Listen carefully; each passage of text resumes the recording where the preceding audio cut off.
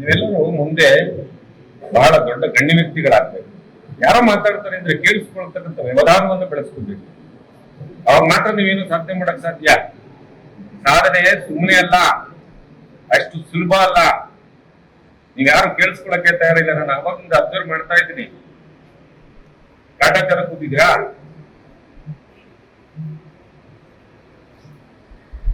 Meenakshi Girija trust, Channarayapatna, ಎಲ್ಲೋ ಸೇವೆ ಮಾಡಿದಂತ ವ್ಯಕ್ತಿಯನ್ನ ಕರ್ಕೊಂಡು ಹಾಸನ ಜಿಲ್ಲೆಯಲ್ಲಿ ಕೂರಿಸಿ ಸನ್ಮಾನ ಮಾಡ್ತಾ ಇದ್ದಾರೆ. ನನಗೆ ತುಂಬಾ ಖುಷಿ ಆಗ್ತದೆ. ಈ ಸನ್ಮಾನಕ್ಕಿಂತ ನನಗೆ ಬಹಳ ಅತಿ ಹೆಚ್ಚು ಖುಷಿ ಆಗ್ತಿದ್ದು ಏನ್ ಗೊತ್ತಾ, ತುಂಬಾ ಅಪ್ಸೆಟ್ ಆಗ್ಬಿಟ್ಟೆ. ನಾನು ತುಂಬಾ ಪ್ಲಾನ್ ಮಾಡ್ಕೊಂಡು ರಾತ್ರಿ 3 ಗಂಟೆ ಮಲಿಕೋತೀನಿ. ನಿಮ್ ಮಕ್ಳ ಜೊತೆ ಮಾತಾಡೋಕ್ಕೋಸ್ಕರ ನಾನು ಪ್ಲಾನ್ ಮಾಡ್ತೀನಿ. ಯಾರು ಕೇಳಿಸ್ಕೊಳಕ್ಕೆ ತಯಾರಿರೋದಿಲ್ಲ. ಎಷ್ಟು ಜನ ನಿಮ್ಮ ಶಿಕ್ಷಕರು ಮಾತಾಡಿದ್ರು, ನೀವೆಲ್ಲ ನೀವೇ ಜಡೆ ಬಾಚ್ಕೊಳ್ತಾ ಇದ್ದಾರೆ. ಒಬ್ಬೊಬ್ರು ಮಾತಾಡ್ತಿದ್ರಿ. ಸದ್ಗುಣಗಳನ್ನ ಬೆಳೆಸ್ಕೊಳ್ಳಿ. ಈ ಜಗತ್ತಲ್ಲಿ ಹುಟ್ಟಿರೋದೇ ನಿಮ್ದು ಒಂದು ಭಾಗ್ಯ. ಆ ಹುಟ್ಟನ್ನ ಸಾರ್ಥಕ ಮಾಡ್ಕೊಳ್ಳಿ. ನಿಮ್ಮ ಶಿಕ್ಷಕರು ಮಾತಾಡ್ತಿದ್ರು, ನೀವು ಕೇಳಿಸ್ಕೊಳಕ್ ತಯಾರಿಲ್ಲ. ನೀವು ಮಾತಾಡ್ತಾ ಇದ್ದೀರಿ. ನಾನು 3 ಗಂಟೆ ಮಲಿಕೋತೀನಿ. 3 ಗಂಟೆ ರಾತ್ರಿ ಗಂಟ ಕೇವಲ ವಿದ್ಯಾರ್ಥಿಗಳ ಜೊತೆ ನಾನು ಮಾತಾಡ್ಬೇಕು. ನನ್ನ ಭಾವನೆಯನ್ನು ಹಂಚ್ಕೋಬೇಕು.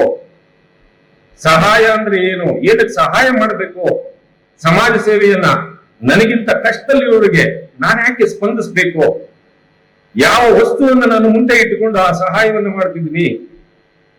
ಸಾವು, ಒಂದು ದಿವಸ ನಾನು ಸತ್ತು ಹೋಗ್ತೀನಿ, ಈ ಲೋಕವನ್ನ ಬಿಟ್ಟು ಹೋಗ್ಬಿಡ್ತೀನಿ. ಆ ಮಧ್ಯದಲ್ಲಿ ಸಾಧ್ಯವಾದ್ರೆ, ನನ್ನ ತಂದೆ ನನಗೆ ವಿದ್ಯೆಯನ್ನು ಬಿಟ್ಟರೆ ಬೇರೆ ಆಸ್ತಿ ಏನೂ ಕೊಟ್ಟಿಲ್ಲ, ಸಾಧ್ಯವಾದ್ರೆ 4 ಜನಕ್ಕೆ ಸಹಾಯ ಮಾಡಬೇಕು. ಇದು ನನ್ನ ಮೊದಲನೇ ಉದ್ದೇಶ. ಎರಡನೇ ಉದ್ದೇಶ, ಮನುಷ್ಯ ತಪ್ಪುಗಳನ್ನು ಮಾಡೋದನ್ನ ಕಂಟ್ರೋಲ್ ಹೇಗೆ ಮಾಡ್ಕೋಬೇಕು. ಅದಕ್ಕೆ ಯಾವ ವಸ್ತುವನ್ನ ನನ್ನ ಮೈಗೂಡಿಸ್ಕೋಬೇಕು. ನಾವು ಒಳ್ಳೇದ್ ಮಾಡ್ಬೇಕಾಗಿರ್ಲಿ, ತಪ್ಪು ಮಾಡ್ಬೇಕಾಗಿರ್ಲಿ. ಈಗ ಕೆಟ್ಟದ್ದೇ ಮಾಡ್ತಾ ಇದ್ದೀನಿ ಅನ್ಕೊಳ್ಳಿ, ಏನೋ ಯಾರ್ದೋ ಮೋಸ ಮಾಡ್ಬೇಕು, ಯಾರ್ದೋ ದುಡ್ಡು ಲಪ್ತಾಯಿಸ್ಬೇಕು, ಯಾರ್ದೋ ಆಸ್ತಿ ಹೊಡಿಬೇಕು. ಅಲ್ಲಿ ನಾವು ಏನನ್ನ ಮೈಗೂಡಿಸ್ಕೊಂಡ್ರೆ ಈ ತಪ್ಪು ಮಾಡಕ್ ಆಗಲ್ಲ ಅಂತ ಅಂದ್ರೆ, ಯಾರೋ ನಮ್ಮನ್ನ ನೋಡ್ತಾ ಇದ್ದಾರೆ. Some power is observing me. ಯಾವುದೋ ಶಕ್ತಿ ನನ್ನನ್ನು ನೋಡ್ತಾ ಇದೆ. ಆ ಶಕ್ತಿಯನ್ನ ಭಯವಾಗಿ ನಮ್ಮಲ್ಲಿ ರೂಢಿಸ್ಕೋಬೇಕು. ನಮ್ಮಲ್ಲಿ ರೂಢಿಸ್ಕೊಂಡಾಗ ನಾವು ತಪ್ಪು ಮಾಡಕ್ಕೆ ಭಯ ಪಡ್ತೀವಿ. ಈಗ ಎಲ್ಲ ಹೋಗ್ತಿದೀವಿ, ಏನೋ ಒಂದು ಮೋಸ ಮಾಡ್ತೀವಿ, ಪೊಲೀಸ್ನವರೇ ಬರ್ತಿರ್ತಾರಲ್ಲಿ, ಅವಾಗ ಒಂದು ಭಯ ಹುಟ್ಟುತ್ತೆ. DSP ಸಾಹೇಬ್ ಬರ್ತಾರಪ್ಪ, ಹುಷಾರ್, ಸೈಡ್ ಕೊಟ್ಟೋಗ್ಬಿಡೋಣ. ಇನ್ನೊಬ್ರು ಬರ್ತಿದ್ದಾರೆ, ಸೈಡ್ ಕೊಟ್ಟೋಗ್ಬಿಡೋಣ. ಆದ್ರೆ ಯಾರು ಬರ್ಲಿಲ್ಲಪ್ಪ, ಯಾರು ಬರ್ಲಿಲ್ಲ, ನಿನ್ಗೆ ಅವಕಾಶ ಸಿಗ್ತಾ ಇದೆ, ನಿನ್ಗೆ ಮೋಸ ಮಾಡೋದಕ್ಕೆ ಮಾಡ್ಬಿಡ್ತೀಯಾ? ಮಾಡಬಾರದು. ಯಾವುದೋ ಶಕ್ತಿ ನಮ್ಮನ್ನ ನೋಡ್ತಾ ಇದೆ ಅಂತಕ್ಕಂಥ ಭಾವನೆಯನ್ನ ನಮ್ಮ ದೇಹದಲ್ಲಿ, ಹೃದಯದಲ್ಲಿ ಮೈದೂಡಿಸ್ಕೊಂಡಾಗ ನಾವು ತಪ್ಪುಗಳನ್ನ ಮಾಡೋದು ಕಂಟ್ರೋಲ್ ಆಗುತ್ತೆ. ಇದು 2. ಮೂರನೇದು ನ್ಯೂಟನ್ನ 3ನೇ ನಿಯಮ, Newton 3rd law, action and reaction, ಕ್ರಿಯೆಗೆ ಪ್ರತಿಕ್ರಿಯೆ. ಒಂದು ಚೆಂಡನ್ನ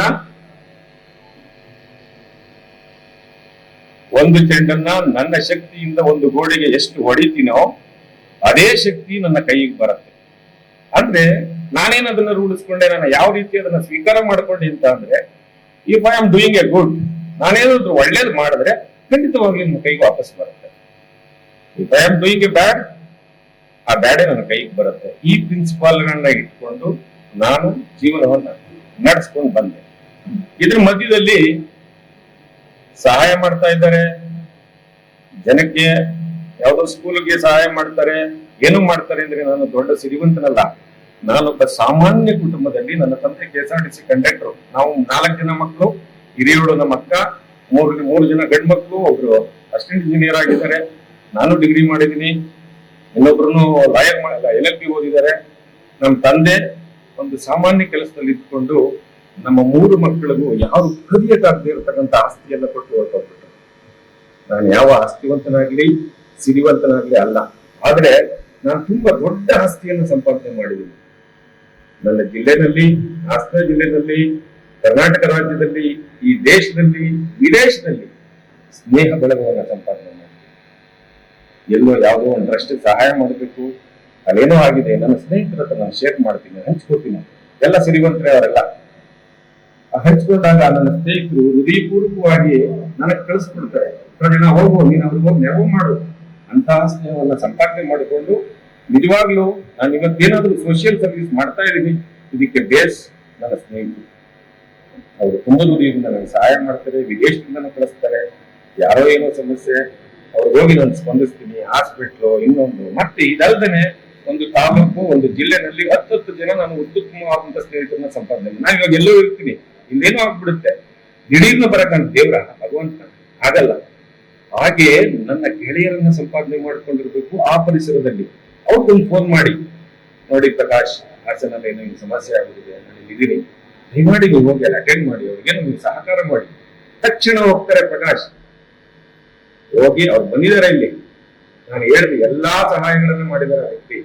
ಹೋಗಿ ಯಾರು ನನಗೆ ಫೋನ್ ಮಾಡಿರ್ತಾರೆ, ಇಮಿಡಿಯೇಟ್ ಆಗಿ ಹೋಗಿ ಅವ್ರಿಗೆ ಸ್ಪಂದಿಸಿ. ಬಟ್ ಆ ಸಹಾಯ ತಗೊಂಡವ್ರಿಗೆ ಏನಾಗುತ್ತೆ, ಪುಟಾಯನ ಮಾಡ್ಬಿಟ್ಟ ಅಂತ ಅಲ್ಲ, ನಿಜವಾಗಿ ಮಾಡಿದ ಪ್ರಕಾಶ್.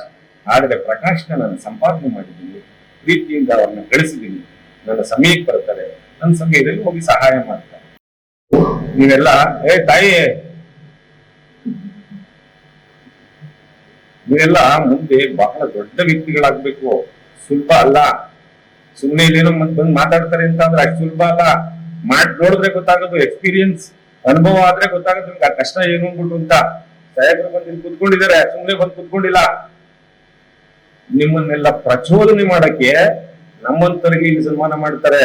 ನಾಳೆ ನಿಮ್ಗೆ ಅದು ಅರಿವಾಗ್ಲಿ, ನಾಳೆ ನಾನು ಈ ಜಾಗ ಕುತ್ಕೊಂಡ್ರೆ ನನಗೂ ಮಾಡ್ಬೋದೇನೋ ಅನ್ನೋ ಭಾವನೆಯನ್ನು ನಿಮ್ಮಲ್ಲಿ ಉಟ್ಕೊಳ್ಳಿ. ಇವೆಲ್ಲವೂ ಸಹ ಪ್ರಚೋದನೆಯನ್ನು ಮಾಡ್ತಕ್ಕಂಥದ್ದು. ಸನ್ಮಾನಗಳು ಇನ್ನೊಂದು ಯಾತಕ್ ಮಾಡ್ತಾರೆ ಅಂತ ಅಂದ್ರೆ, ಮುಂದೆ ಇವತ್ತು ಇಷ್ಟು ಮಾಡ್ತಿದ್ದಾನೆ, ನಾಳೆ ಇನ್ನೂ ಜಾಸ್ತಿ ಮಾಡ್ಲಿ, ಇನ್ನೂ ಇವ್ರು ನಮ್ಗೆ ಹೊರೆ ಕೊಟ್ಬಿಟ್ರು, ಮೀನಾಕ್ಷಿ ಗಿರಿರಾಜ್ ಟ್ರಸ್ಟ್ ಅವರು. ಆ ತರ ಇರುತ್ತೆ. ನನ್ನನ್ನು ಕರೆಸಿ ಗೌರವಿಸಿ ಇಷ್ಟೆಲ್ಲ ಮಾಡಿದ್ರಿ.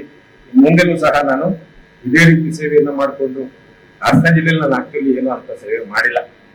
ಬಟ್ ನಮ್ಮ DSP ಸಾಹೇಬ್ ಇದ್ದಾರೆ, ಕೆಲವಾರು ಸಂಕಷ್ಟಗಳಿಗೆ.